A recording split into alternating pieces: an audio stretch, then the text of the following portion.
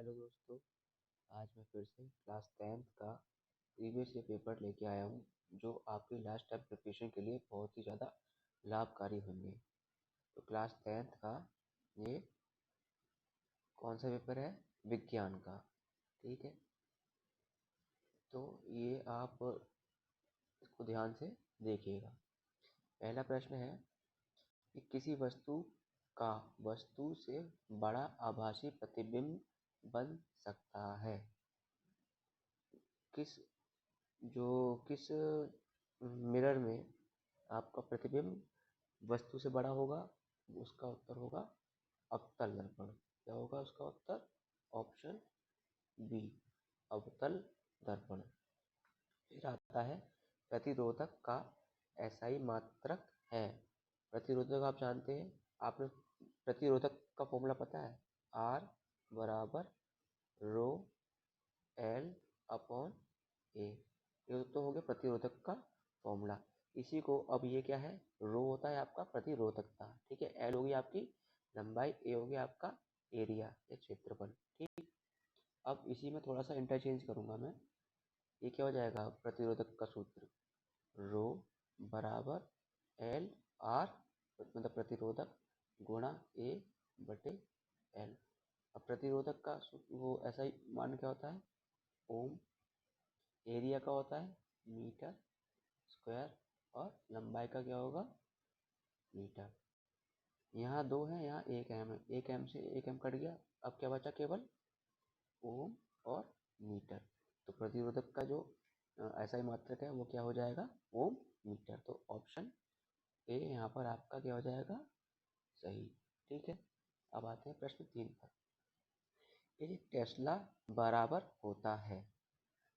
अब यहाँ पे क्या देखा? एक वेबर मीटर स्क्वायर, एक गॉस 10⁻⁴ वेबर मीटर पर मीटर और डी ऑप्शन दे रखा 10⁻⁴ गॉस। यहाँ पे थोड़ी सी गलती है, यहाँ पर ऑप्शन आपका होगा बी, लेकिन वो होगा 10⁻⁴ गॉस। क्यों? क्योंकि वेबर वो जो टेस्ला है वो बड़ा होता है किससे? गॉस से। तो इसका आंसर होगा 10⁻⁴। तो आप इसको सही कर लीजिएगा, ये माइनस की जगह प्लस का 4 होगा, ठीक है। अब आते हैं चौथे प्रश्न पे।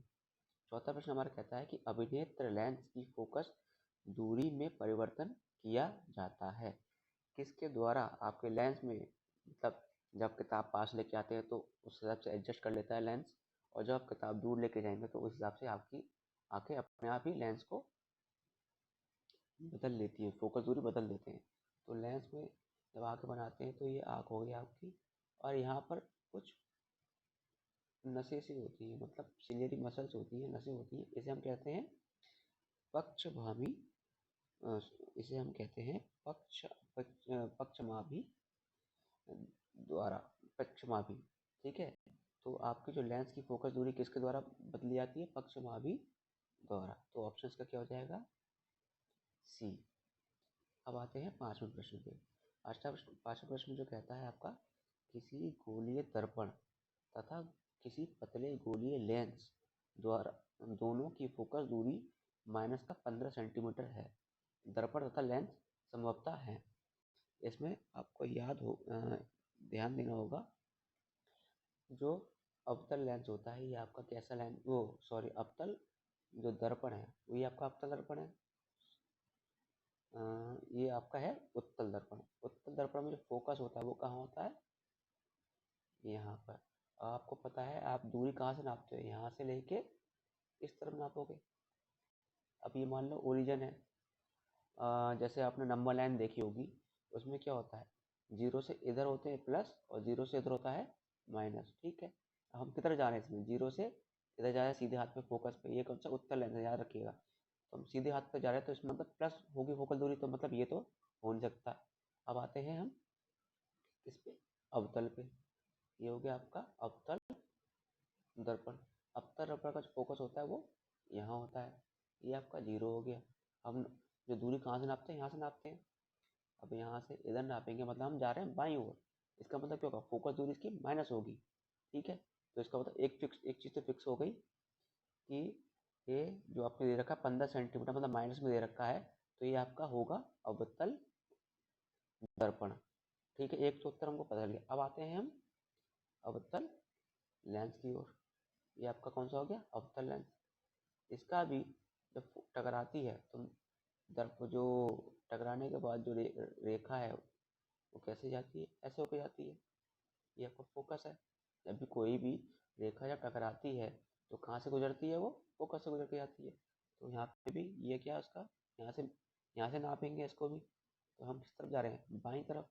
तो ये जो लेंस होगा वो भी कौन सा होगा, अवतल लेंस। तो इसका जो उत्तर होगा वो होगा दोनों अवतल। आपका लेंस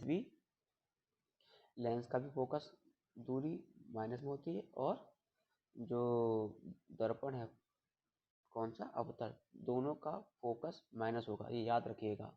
अवतल लेंस का फोकस हमेशा ही माइनस होता है, इसी तरह अवतल दर्पण का फोकस हमेशा माइनस होता है। ठीक है, अब आते हैं हम छठे प्रश्न की ओर। छठा प्रश्न कहता है कि किसी विद्युत बल्ब का अनुमतांक 220 वोल्ट 100 वाट है। जब इसे 120 वोल्ट पर प्रचलित करते हैं तब इसके द्वारा उपभोग शक्ति कितनी होगी। ठीक है, कितनी ये शक्ति खर्च करेगा, उपयोग में लेके आएगा। जैसे आपको जो बिजली का बिल आता है वो आप बताता है कितना आपने उसको उपयोग किया है, उपभोग किया उसका। तो इसका जो सूत्र होता है वो आप जो देखा होगा बल्ब में, देखा होगा ये 100 वाट का बल्ब है, 120 वाट का बल्ब है, और साथ में लिखा होगा उसका वोल्टेज कितने वोल्ट का है, 200 वोल्ट, 20 वोल्ट या 200 वोल्ट, 20 वोल्ट के ही होते हैं बल्ब। ठीक है, तो उसका एक सूत्र होता है P बराबर V स्क्वायर बटा R। ये हो गया आपका प्रतिरोधक। ठीक है, आपको क्या क्या दे रखा है, P का मान दे रखा है और V का मान दे रखा है। R हमेशा सेम रहेगा बल्ब का।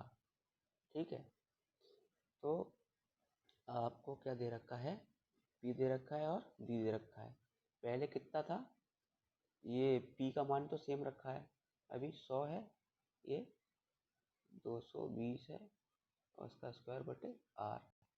ठीक है, तो इसे हम R का मान तो हम ज्ञात कर सकते हैं इससे, लेकिन हमसे अगर प्रश्न में है आपसे अगर R का प्रतिरोधक का मान पूछा है तो आप इस तरीके से निकाल सकते हैं। अब इसमें बोला गया कि जब इसे 120 वोल्ट पर प्रचलित करते हैं तो उसके द्वारा उपभोग शक्ति क्या होगी, ये तो फिक्स है आपका R, ये नहीं बदलेगा।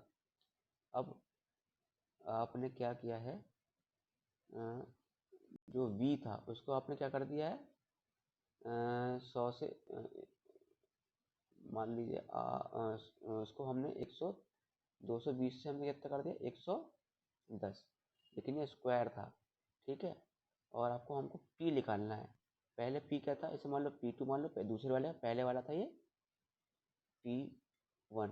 ठीक है, ये हमको पहले दिया था, अब हमको बोला है इसका निकालना है।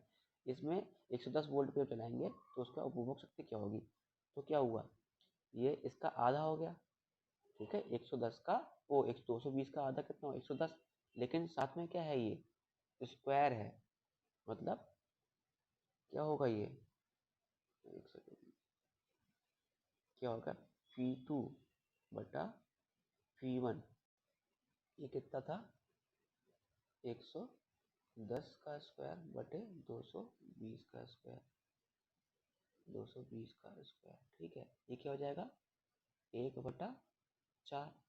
ठीक है, अब P2 में निकालना है, जो हमें बाद में पूछा गया है। P1 का मान कितना दे रखा है, 100 गुणा 1/4, 4 की भाग 100 से, 100 की भाग 4 से करेंगे कितना आएगा, 25। तो आपका जो उत्तर हुआ कितना आएगा, 25 वाट। इसको याद रखिएगा सूत्र को, P बराबर V स्क्वायर बटा R, यही सूत्र लगेगा। ठीक है, तो इसका उत्तर क्या हो जाएगा, ऑप्शन डी, 25 वाट। अब सातवां प्रश्न आता है कि एक विद्युत चुंबक का क्रोड बनाने के लिए सबसे अधिक उपयुक्त पदार्थ है। आपको पता है चुंबक किससे चमकती है, लोहे से, तो उसका बिना देखे लगा दिएगा ऑप्शन बी। चुंबक बनाने के लिए, विद्युत चुंबक बनाने के लिए हम किसका उपयोग करते हैं, मुलायम लोहे का। ठीक है, प्रश्न आता है 8, ये उपखंड खा है, ये किससे रिलेटेड है? आपके केमिस्ट्री से रिलेटेड है। अब दे रखी है एक समीकरण दे रखी है Zn + CuSO4 जब आपस में प्रक्रिया करेंगे, अभिक्रिया करेंगे तो क्या बनेगा? ZnSO4 + Cu। अब देख रहे हैं आप यहाँ पे Cu के साथ SO4 था, अब क्या होगा? Zn के साथ SO4 आ गया, तो मतलब यहाँ पे SO4 विस्थापित हो गया अपनी जगह से, Zn की तरफ चला गया वो। ठीक है, Zn की तरफ आपका ये चला गया है। तो अब ये क्या होगा? ये आपका हो जाएगा विस्थापन। इसका आंसर होगा विस्थापन। संयोजन में क्या होगा? अब संयोजन में आप मान लो जैसे H2 दे रखा है प्लस O2 दे रखा है, ठीक है, ये आपस में मिलकर क्या बनाएंगे? पानी बनाएंगे। ठीक है, ये आपकी होगी संयोजन अभिक्रिया। ये विस्थापन क्रिया है। ये जो दे रखा है प्रश्न में वो है आपका विस्थापन। द्विविस्थापन कब होता? जब कोई मतलब मान लीजिए ए बी है प्लस सी डी है, तो विस्थापन कब होता? ए के साथ डी मिल जाता और बी के साथ डी मिल जाता, मतलब बी का भी विस्थापन हो रहा है और डी का भी विस्थापन हो रहा है, तब ये हो जाता द्विविस्थापन। यहाँ पे केवल क्या हो रहा है? एक ही विस्थापन हो रहा है, SO4 ही एक जगह से दूसरी जगह जा रहा है, तो केवल विस्थापन होगा। ठीक है, वियोजन में क्या होता? वियोजन में कोई कंपाउंड होता, मान लीजिए ए बी, तो इसमें क्या होता? टूट के अलग अलग बन जाता ए प्लस बी, तो ये आपका हो जाता वियोजन। ठीक है, समझ आ गया आपको? तो इसका जो उत्तर होगा क्या होगा? विस्थापन अभिक्रिया। प्रश्न 8 का उत्तर। ठीक है, अब आ गया आपका 9वां प्रश्न। 9वां प्रश्न बोलता है कि जल की कठोरता को हटाने के लिए निम्न में से किसका उपयोग किया जाता है? इसमें हम किसका उपयोग करेंगे? आपको याद करना पड़ेगा, रटना पड़ेगा, एक तरीके से मैं बोलूँगा। इसका उत्तर होगा धावन सोडा। ठीक है, 9वें का आंसर क्या होगा? बी। अब आपका आएगा 10वां प्रश्न। निम्न में से किस यौगिक में OH का क्रियात्मक समूह है? तो पहला है नोन, ब्यूटेनोन है, मतलब एक कीटोन ग्रुप है। कीटोन ग्रुप किससे दर्शाते हैं हम? डबल बॉन्ड किससे जुड़ा होता है? O से, ऑक्सीजन से, तो ये हो गया कीटोन का। किसका हो गया? कीटोन। ठीक है, दूसरा आ गया ब्यूटेनॉल। ब्यूटेनॉल लगा हुआ है, तो ये किसका होता है? जब भी OH समूह लगा होता है तो हम उसके आखिरी में क्या लगाते हैं? नाल। ये याद रखिएगा, जब OH लगेगा आखिरी में तो नाल लगेगा, जब ये डबल बॉन्ड O लगेगा तो ये लगेगा ओन। क्या होगा? ओन, ब्यूटेनोन, सॉरी ये होगा आपका ये जब होगा तो नॉन, ये OH लगेगा तो आल। ठीक है, ब्यूटेनॉल और या फिर मिथेनॉल, ठीक है, आल लगेगा, ये ओन होगा। ठीक है, और जब आपका ये ग्रुप लगा होगा, कौन सा? CHO, तो तब क्या लगेगा आखिरी में? आपका लगेगा अल। क्या लगेगा आखिरी में? अल। मिथेनल, ब्यूटेनल और पेंटेनल, ठीक है, अल लग जाएगा। और जब आपके आखिरी में क्या लगा होगा? COOH समूह, ठीक है, तब क्या बन जाता है? ये ओइक अम्ल। क्या हो जाएगा? ओइक अम्ल। तो हमें क्या दे रखा है? OH दे रखा है, तो क्या लगेगा? आल। क्या लगेगा? आल। तो उसका उत्तर क्या हो जाएगा? ये याद रखिएगा, जो चारों चीजें मैंने बताई हैं। जब CHO लगेगा तो अल, OH लगेगा तो आल, डबल बॉन्ड O लगा हो दिख जाए तो ओन हो जाएगा, जब COOH दिख जाएगा तो ओइक अम्ल। ठीक है, अब आते हैं नेक्स्ट प्रश्न पे। नेक्स्ट प्रश्न कहता है 11वां, श्याम श्वेत फोटोग्राफी में प्रयुक्त होती है। जो आपकी फोटोग्राफी, जो आप जब फोटो वहाँ जाते हैं फोटो खिंचवाने, तो उस वक्त जो ब्लैक एंड व्हाइट फोटो के लिए आपको जो यूज होता है केमिकल, उसमें क्या यूज करते हैं हम? Silver iodide, AgCl। ठीक है, Ag किसका सिंबल है? सिल्वर का। और ये Cl किसका होता है? क्लोरीन का। ये भी याद रखिएगा, आप याद रखिएगा जितने भी कंपाउंड हैं या जितने भी आपके मेटल्स हैं उनके आप ये सिंबल याद रखिएगा। अब है 12वां प्रश्न। 12वां प्रश्न कहता है मुद्रा। मुद्रा जो आपके सिक्के होते हैं उसका मिश्र धातु किसका होता है? तो मुद्रा जो मिश्र धातु होता है ये आपको याद रखना पड़ेगा। ये होगा A option, copper plus 95% copper. और Sn किसका होता है सिंबल? टिन का, याद रखिएगा। और P किसका होता है? फॉस्फोरस का। तो इसका उत्तर क्या है? ए, Cu कॉपर, Sn हो गया टिन और ए P क्या हो गया? आपका फॉस्फोरस। नेक्स्ट 13वां प्रश्न आपका है प्रोपेन का आणविक सूत्र। इसे आपको याद करने की जरूरत नहीं है, आप तुरंत बनाइए। ये क्या है? एन है, मतलब एल्केन ग्रुप है, तो सब में सिंगल बॉन्ड होगा। बना लीजिए सिंगल बॉन्ड, ये और ये गिन लीजिए। 1 2 C है और H कितने हैं? 1 2 3 4 5 6 7, 1 2 3 4 5 6, C2H8 है ना। और ये 2 बॉन्ड आपके इधर हो गए। ठीक है, तो आप गिन लीजिए कितने हो रहे हैं यहाँ पे प्रोपेन के आणविक सूत्र में सह संयोजक कितने होंगे? 1 2 3 4 5 6 7। तो आपके कितने संयोजक आबंध हैं? 7। इसका उत्तर क्या हो जाएगा? आपका ऑप्शन बी। ठीक है, अब उपखंड गा आ गया इसमें हम वायु का। ठीक है, किससे रिलेटेड है? वायु का। पुरुष में लिंग गुणसूत्र होता है। तो पुरुष का जो लिंग सूत्र जो बताता है कि ये पुरुष होगा, ये मेल होगा या फीमेल होगा। ठीक है, स्त्री है या पुरुष है, तो कौन सा होता है? पुरुष का होगा XY और स्त्री के लिए क्या होते हैं गुणसूत्र? दोनों X होते हैं। ठीक है, याद रखिएगा इसे भी। अब आते हैं 15वें प्रश्न पे। ग्लाइकोलाइसिस की प्रक्रिया संपन्न होती है किस जगह संपन्न होती है? आपका जो सेल है, जो कोशिका है, कोशिका के अंदर किस जगह, किसके अंदर ये संपन्न होगी प्रक्रिया? ये होती है आपकी कोशिका द्रव्य के अंदर। ठीक है, जिसे हम इंग्लिश में कहते हैं साइटोप्लाज्म। ठीक है, अब आता है 16वां प्रश्न। पौधों में कायिक प्रवर्धन के लिए कौन सा भाग अधिक अनुकूल है? सबसे ज्यादा अनुकूल भाग कौन सा होता है कायिक प्रवर्धन के लिए? तना।